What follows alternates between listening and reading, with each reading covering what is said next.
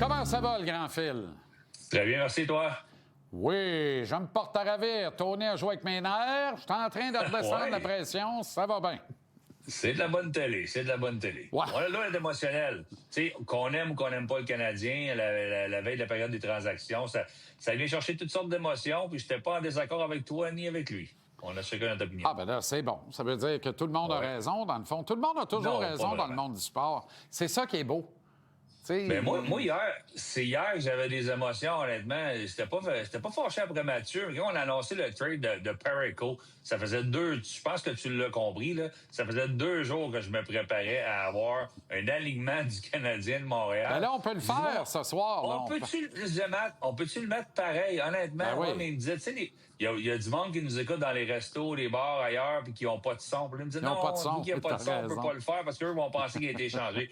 Alors, voici mon alignement d'hier. Est-ce que le Canadien de Montréal est une bonne équipe avec Perico à la défensive? Moi, je pense absolument. Puis là-dessus, il fallait ajouter Thomas à l'avant parce que les deux joueurs sont disponibles. J'ai de la Thomas, on en a parlé en long et en large. Tout le monde en parle en long et en large depuis quelques jours. Et si tu rajoutes ces deux joueurs-là, des joueurs prouvés, des joueurs qui ont fait des points à l'attaque, Thomas peut faire des points, peut jouer défensivement, peut être physique. Perico t'amène exactement ce que le Canadien n'a pas. Un joueur physique, un joueur qui peut tuer les punitions, un joueur d'expérience, joué pour l'équipe Canada, a joué longtemps en série, signé à long terme. Moi, il n'y a personne qui peut me dire que le Canadien de Montréal ne serait pas des contenders pour les 5 prochaines années si tu amènes ces deux joueurs-là. Alors, reste à voir qu'est-ce qu'on va décider de faire du côté du Canadien, parce que, tu sais, du change dans notre petite poche, là, on a dans la poche de gauche, dans la poche de droite, même dans la poche en arrière. On est capable d'échanger des choix de repêchage, de laisser aller des bons jeunes joueurs. J'ai juste hâte de voir ce que la direction du Canadien va décider de faire. Est-ce qu'on veut juste être bon pour les prochaines années, avoir une bonne équipe, remplir le Centre Bell, ou est-ce qu'on veut ramener une Coupe Stanley? Puis moi, je pense que ces deux joueurs-là, on sait que Perico est disponible. Thomas, il y a beaucoup de monde qui a de la misère à le comprendre. Mais Perico, puis en passant, Perico, il y a beaucoup de monde qui sont fâchés après lui. Mais il a mérité son no-trade. Il a le droit de l'utiliser. C'est un peu plate que ça soit allé sur la place publique, mais il faut respecter la décision du joueur. On n'a pas besoin de savoir ses raisons, que ce soit familial, personnel. Il veut revenir au Canada. T'sais, admettons qu'il veut revenir au Canada, il y en a combien qui veulent aller jouer en Floride puis qui utilisent nos no-trade pour aller là-bas? L'avenir nous le dira avec sa destination, soit demain ou au prochain repêchage. Mais c'était son droit de dire non à cette transaction. Ben, Phil, la business est bâtie comme ça. Là. Fait qu'arrêtons, là, c'est son droit. On peut pas. Mais on va toujours pitcher des roches pareil. Lui, il est vraiment pas de bonne humeur. Les Sabres sont vraiment pas de bonne humeur. Les Sabres essayent de convaincre tout le monde que là, ils redeviennent une destination intéressante. Ils font un premier move probant. Le gars refuse d'y aller. Tu sais, à un moment donné, puis c'est la faute à qui? C'est la faute des Blues, qui savaient très bien qu'il y avait une pente à monter avec Perico, puis c'est eux autres qui ont pissé la nouvelle publiquement, là. Fait que... Les Blues, les médias, on est là-dedans un peu aussi. Est-ce qu'on est obligé de devancer la nouvelle, de l'annoncer parce qu'on a eu une certaine information? Réponse, dans des flèches à personne. Là. Mais comment tu fais aujourd'hui pour rappeler le 9e choix au total l'année passée des Sabres de Buffalo puis lui dire que tu l'aimes vraiment? Parce que là, tu veux qu'il soit dans ton alignement l'année prochaine puis que tu penses que tu vas gagner avec lui. Parce que le DG qui est là, il l'a pas repêché. Hein, il a été nommé il y a 3 mois. Exact. Puis là, tu l'as échangé hier puis ça n'a pas fonctionné puis tout le monde le sait. Fait que c'est une situation vraiment particulière. La beauté de ça, c'est qu'on connaît maintenant le prix de Perico. Pour le Canadien, ça correspond à Ryan Backer et un premier choix. C'est encore un maudit bon deal, tant qu'à moi. Ouais. Parce qu'on a des choix, on a des jeunes espoirs. Puis Ryan Backer, si tu le gardes puis que tu vas chercher Perico, avant longtemps, tu vas encore avoir quelqu'un d'un jambe là, sur le flanc droit. C'est là que je te rejoins. Mais je l'ai écouté, je l'ai regardé jouer hier soir par Ryan Backer. Puis honnêtement, là, il y a pas mal, ils sont un peu, il y a beaucoup de blessés à Laval. On le fait jouer dans toutes les situations, en avantage numérique, en désavantage numérique. Honnêtement, il est exactement ce que le Canadien a besoin. Si un peu à la Caden Goulet, il peut rester en santé, ou Kirby Dach, mais bon, j'aime mieux le comparer à Goulet qu'à Dach, honnêtement. Là.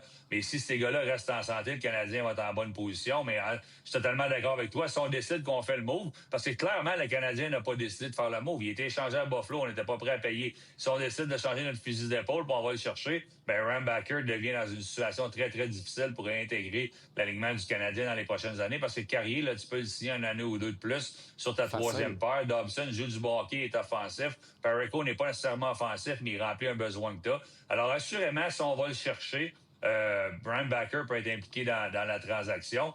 Mais en le regardant jouer hier, tu sais, quand même qu'on dirait qu'on le voit jouer souvent, puis on se déplace pour le voir, puis tout ça. Moi, je me fie aux joueurs, au staff du Canadien qui l'a repêché, qui ont confiance en lui, qui espèrent qu'il va rester en santé, puis qu'un jour, il va être un bon joueur dans la Ligue nationale. Reste à voir si ça sera à Montréal ou ailleurs, là, suite à la période des transactions de demain ou ceux-là qui viendront au repêchage. Hein. OK, entraînement cet après-midi en Californie. Phil, Slavkovski de retour sur le premier trio. Je trouve qu'on déplace les problèmes. On essaye d'agrandir par en dedans. Oui, tu te donnes peut-être plus d'impact sur ton premier trio, mais tu affaiblis ton deuxième trio. Ça sert à quoi? Ça devient très facile à affronter. Ouais. Ben, dans mon scénario d'hier, puis que je te parlais tantôt, Thomas est au centre de la 2 avec Demidov et Kapanen, ça serait parfait. J'avais mis Slavkovski sur le premier trio. Je déteste pas ça. Est-ce qu'on sait chez le Canadien qu'est-ce qui s'en vient? Est-ce qu'on va aller chercher un deuxième centre? Est-ce que c'est Martin qui brasse la soupe?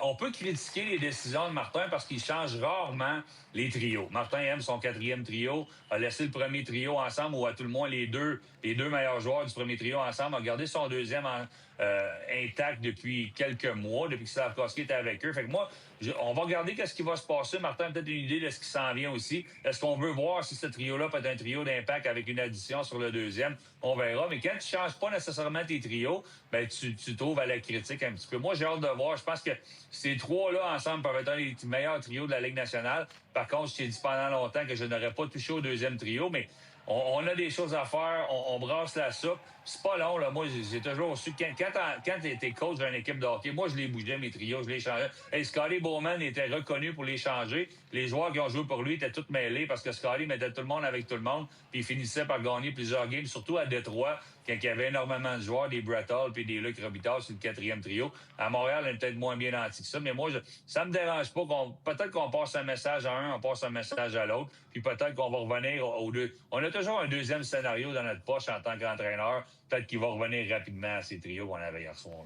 Et pourquoi il faut absolument visser, bolter, pas visser, c'est pas assez fort, bolter Kapanen au centre? Pourquoi on ne le retourne pas à l'aile? Tu sais, Phil, là, un joueur de centre est capable de jouer à l'aile dans la vie. Mais un allié n'est pas nécessairement capable de jouer au centre. Non, mais Newhook joue du gros hockey, on est d'accord. Puis Kapanen, ça marche pas, il est au neutre. Il y a 3 buts depuis Mathusalem.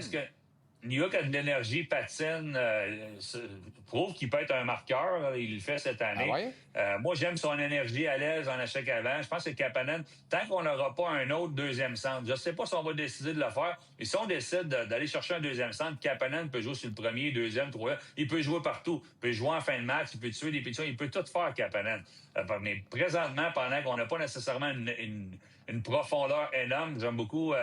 Jake Evans, mais Jake Evans, tu sais, Evans puis Dano, c'est des deux gars de quatrième trio. C'est des gars qui peuvent vraiment t'aider. Il y a personne qui peut vraiment créer. Demidov, si tu y as... Je suis pas sûr que Demidov...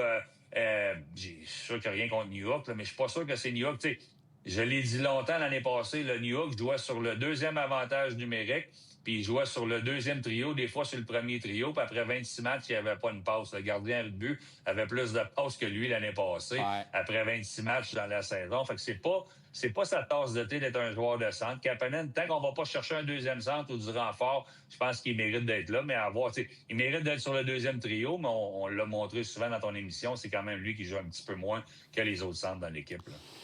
Très bonne jeune équipe à Anaheim, mais avec un mélange de bons vétérans aussi, puis un peu de bois mort. Ouais. Il y a un petit peu de tout. C'est avec ça qu'on construit un club, remarque, là. Ben, du bois mort. On va commencer par les bons jeunes. C'est une équipe 20 ans, Carlson, 21, Gauthier, Lacombe, Zellweger, Mintyukov, c'est tous des bons jeunes joueurs, énormément de talent. Ils font penser aux Sharks de San Jose un petit peu. Ça sera pas le fun d'aller jouer dans l'Ouest. Je ne sais pas si les Kings de Los Angeles vont réussir à se replacer, mais San Jose, Anaheim, ça va être très difficile. Puis le Bois-Mort, c'est pas compliqué, là. On a fait le ménage, on n'aimait pas certains joueurs que les Rangers de New York. Il fallait absolument qu'ils s'en aillent, Kreider et Trouba. Est-ce que ça va mieux à New York? Non, c'était du Bois-Mort là-bas. Mais c'est des gars d'expérience qui sont en allant à San Jose. Puis ton préféré, Goudas, joue quand même du bon hockey pour les Ducks. Fait que des fois, là, Puis Ryan Poehling est là.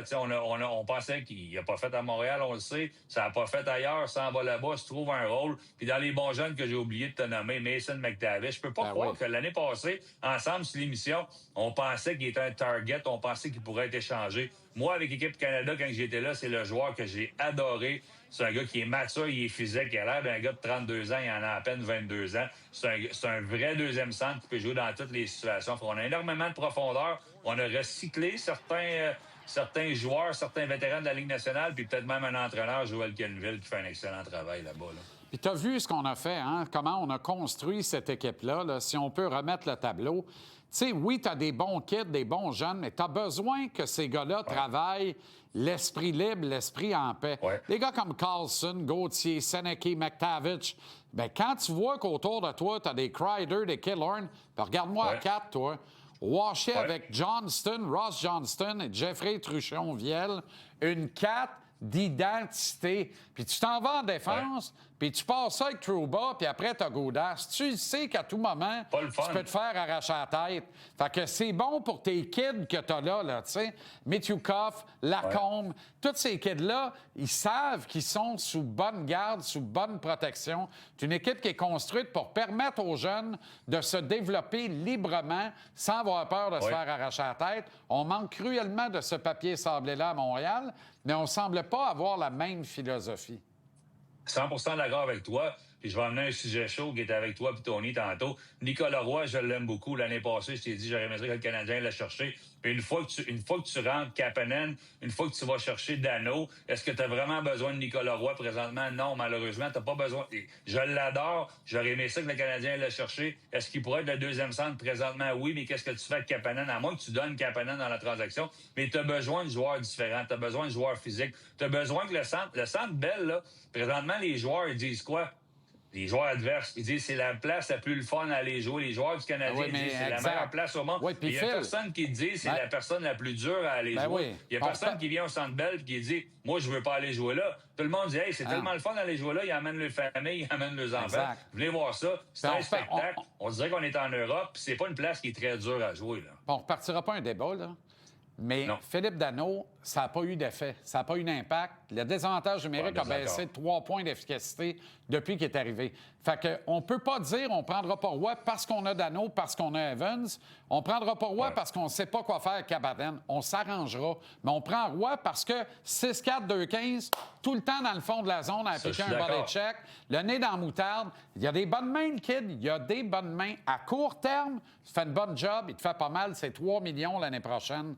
Une belle intégration avec Michael H. Puis rendu en juin, là, tu passeras Evans à la draft, à qui en veut, pour garder Roy avec Kapanen, puis une saine compétition. Moi, là, je veux pas savoir. Mais c'est là qu'on ne sait pas. Je suis pas en désaccord avec toi. Là. Jake Evans, il y a une autre équipe qui viendra le chercher. Là, il pourrait être le centre de quatrième trio pour une équipe qui veut gagner la Coupe Stanley, capable de tout faire. Je suis pas en désaccord, mais c'est qu'avec l'alignement que le Canadien a présentement, puis tu veux rajouter du papier sablé, qu'est-ce qu'on veut faire à la défense? C'est Perico. Moi puis toi, on est d'accord. On veut rajouter du papier sablé, des gars physiques. Bien, c'est ce qu'on devrait faire à l'attaque aussi. Là. Salut le grand. À demain. Ça va en être une bonne demain. Soyons prêts. On le souhaite. Salut.